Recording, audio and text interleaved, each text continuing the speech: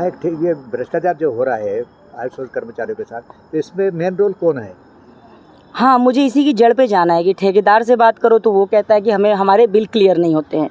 अधिकारी बोल देता है, जब अधिकारी से मैं बात करने जाऊँ तो वो बोलता है कि हमारा मामला ही नहीं है, ठेकेदार और मज़दूर का मामला है। तो कौन भ्रष्टाचारी है, इसकी ही तो जांच की बात चल रही है ना, कि ठेकेदार भ्रष्टाचार कर रहा है कि अधिकारी कर रहे हैं। जब जांच बैठेगी तो दूध का दूध और पानी का पानी हो जाएगा। यही है, इसी चीज़ के लिए जांच बैठेगी। मुझे लगता है कि ठेकेदार बोलता है कि मेरा शोषण हो रहा है, मुझे बिल नहीं होते हैं, 2-2 3-3 करोड़ हमारे ड्यू पड़े रहते हैं। पूरे प्रदेश के ठेकेदार ऐसा बोल रहे हैं। सिविल सर्जन बोलते हैं उनसे कुछ बात करो कि हमारा मामला ही नहीं है, तुम मजदूर और ठेकेदार समझें। तो ये हर कोई जो जिम्मेदारी पद पर बैठा है, जिम्मेदार पद पर पल्ला झाड़ रहा है। तो इसलिए जाँच तो होगी मध्य प्रदेश के स्वास्थ्य विभाग की। मतलब उसमें ठेकेदार भी शामिल हैं? ठेकेदार भी हैं, कुछ ठेकेदार हैं, अभी मैं उनका नाम इसलिए नहीं लूँगी कि फुली प्रूफ नहीं है मेरे पास। ठेकेदार भी हैं।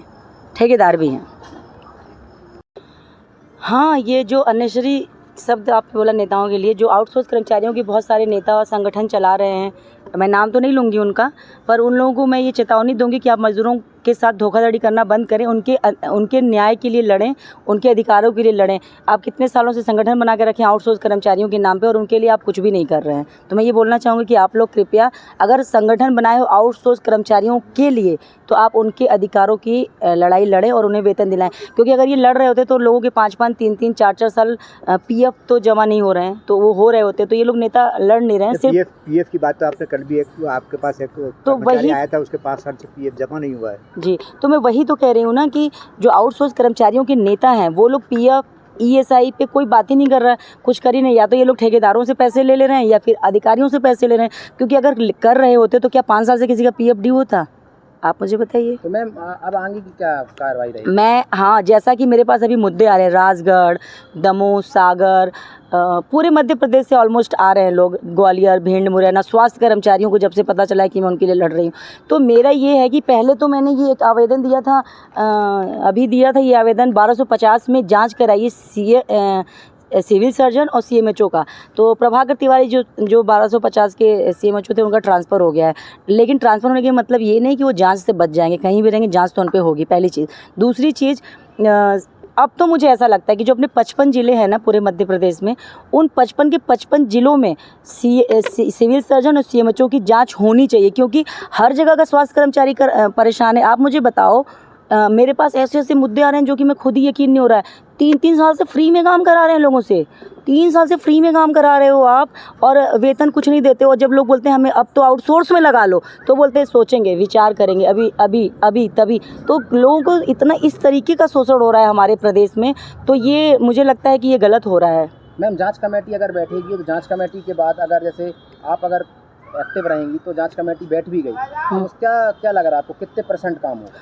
मुझे लगता है अगर जांच बैठ गई, और जैसा कि मैंने बहुत सालों पहले पढ़ा था और अभी भी पढ़ती हूँ कि हमारे जो पुराने प्रधानमंत्री जी थे, अटल बिहारी वाजपेयी जी स्वर्गीय, तो वो कहते थे कि स्वास्थ्य, शिक्षा और न्याय, ये 3 चीज़ें देश में फ्री होनी चाहिए। और अभी के टाइम में इन 3 चीज़ों पे ही सबसे ज़्यादा भ्रष्टाचार हो रहा है। तो जांच जब बैठेगी ना, तो डेफिनेटली काम बनेगा। क्योंकि मुझे ऐसा लगता है कि प्रदेश में पूरी से पूरी तरीके से अपनी पूरी बीजेपी के पास सीटें हैं, और जांच बैठने पे अधिकारी जो हैं, एक्चुअली में जो सच्चे हैं, वो तो उनको तो कोई डर नहीं होना चाहिए। और जो भ्रष्टाचार कर रहे हैं, जो अधिकारी शोषण कर रहे हैं उनका, कर्मचारियों का, तो उनको घबराने की ज़रूरत है। और जांच बैठेगी, डेफिनेटली बैठेगी। थोड़ा वक्त लग रहा है पर बैठेगी। पहले क्या 1250 का चल रहा था, पैसों का बड़ा खेला हो रहा है। बड़ा खेला। आप सोचो, जैसा मुझे अपडेट्स आते हैं कि एक मेडिकल स्टोर, जो सिविल सर्जन का मेडिकल स्टोर है और सीएमएचओ मेडिकल स्टोर है, उस मेडिकल स्टोर के जो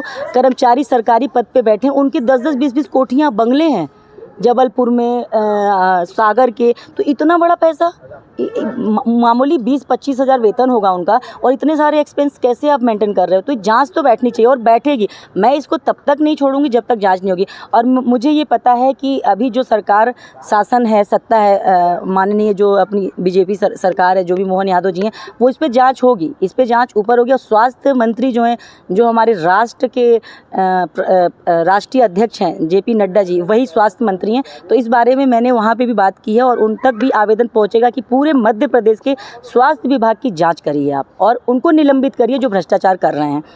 निलंबन से काम हो जाएगा?